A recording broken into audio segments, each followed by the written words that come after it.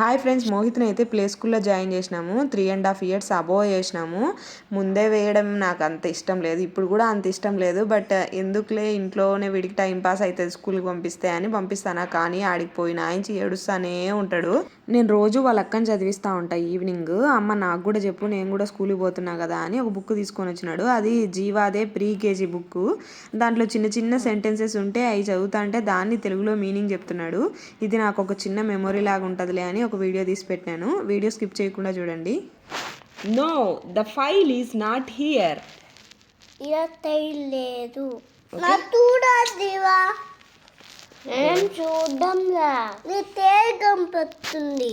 It is raining here అంటే ఇది rain వస్తుంది. It is snowing here. ఇది స్నో వస్తుంది. Do you like pink are red? I like pink. అక్క pink అంటే నువ్వు కూడా పింక్ అంటావా? కాదు, ఈ బాయ్ పింక్ లేకుండా అందుకనే. Okay. Pink. Do you like blue or green?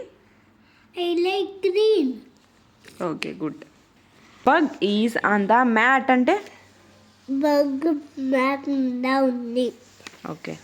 This is my pet అంటే నా dog.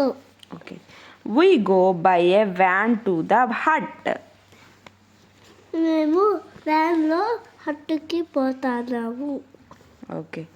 You are on my bed. నువ్వు నా బెడ్ మీద ఉన్నావు.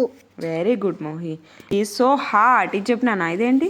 దిస్ ఈజ్ సో హాట్ అంటే అంటే అది తన హాట్ అవుతుంది.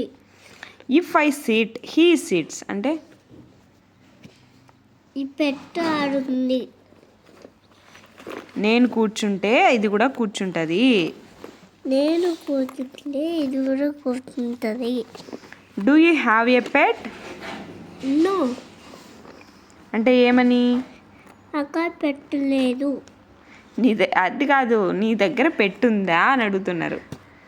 లేదు. Are you at the hut? No.